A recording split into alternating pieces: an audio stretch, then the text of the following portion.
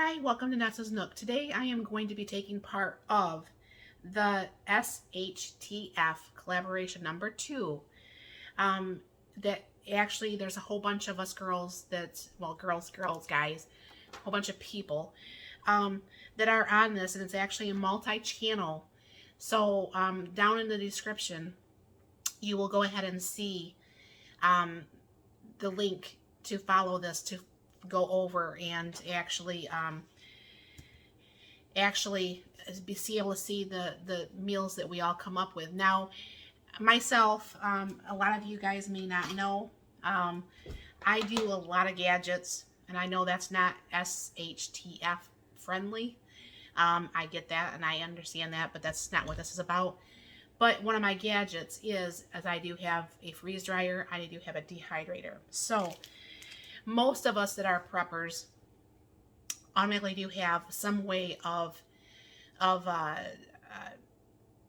canning or dehydrating, or there's ways that we personally preserve our food.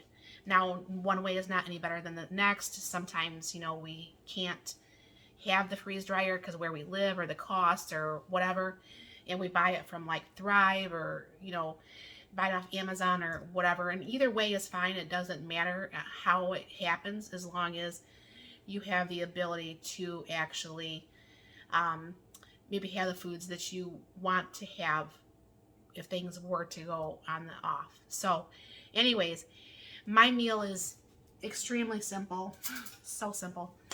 And I will be using all freeze-dried stuff, and then the only thing that's not freeze-dried is going to be actually ramen noodles. So I'll bring you down here and you can see what I'm doing.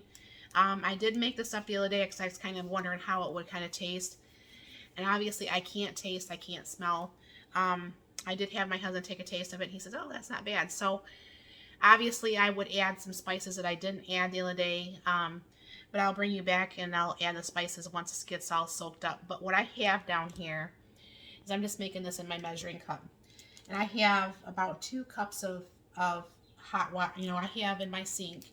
Anybody who's followed me knows I have actually a boiling water dispenser thing in my sink that's actually filtered water. Well, reverse osmosis filtered water. So what I'm going to do is go ahead and throw that in there, and go ahead and throw the seasoning package. Now, for spices, I will not be adding salt, because obviously the ramen noodles already has more than enough salt. So you can buy or dehydrate or freeze dry or whatever your own celery.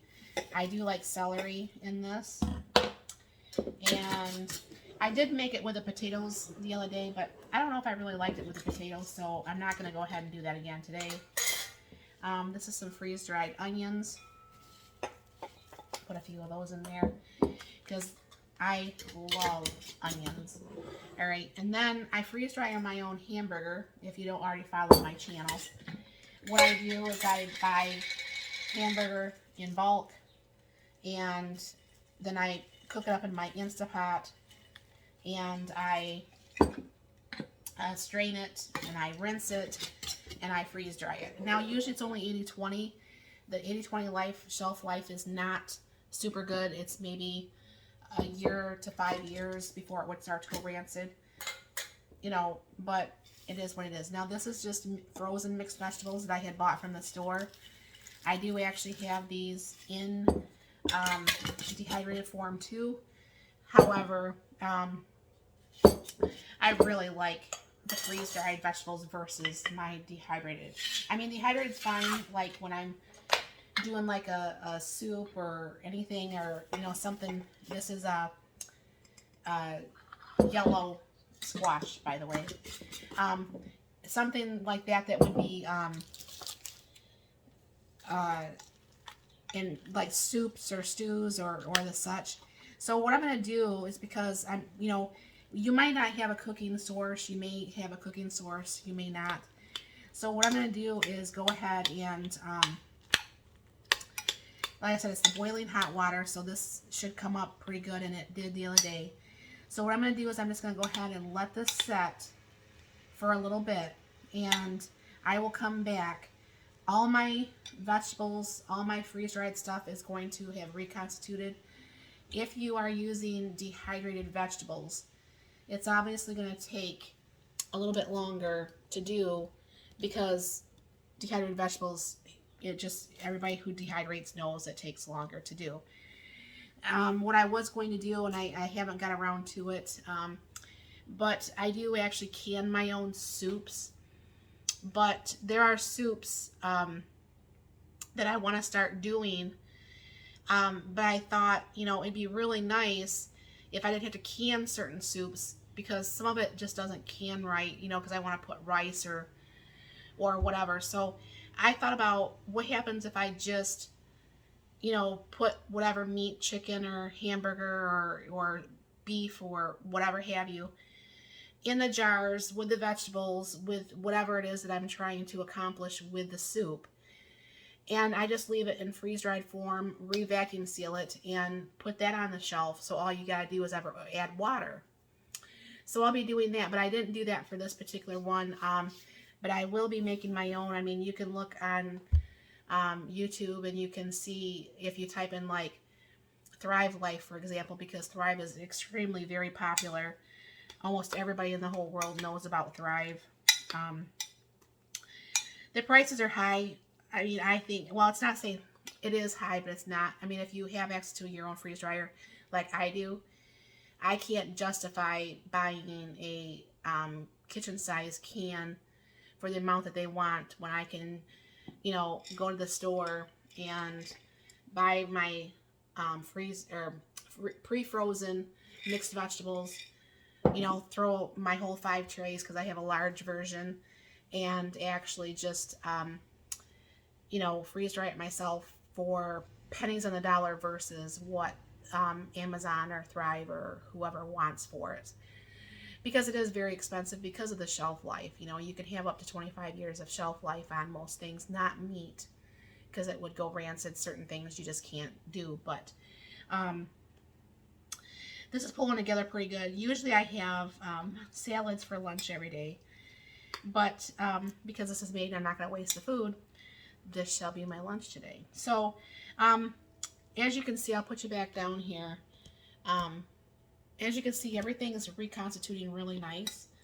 But I still am going to let that set for a little bit more.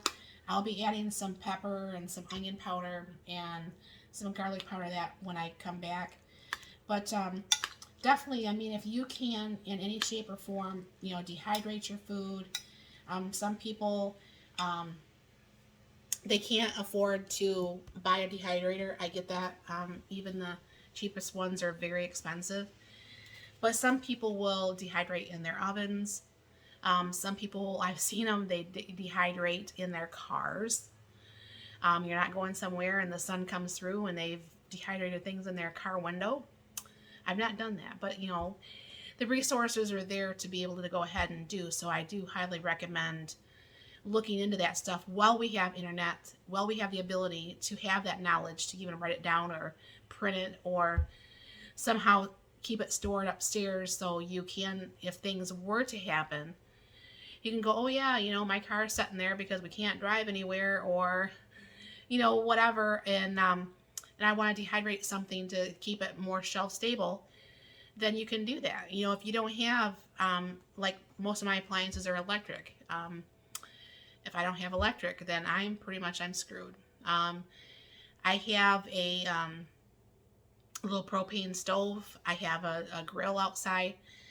But really, when it comes down to it, I don't have the ability, like a lot of people, I don't have the solar ovens. I don't have a lot of that stuff that a lot of the preppers and stuff have, and I really would love to have all that.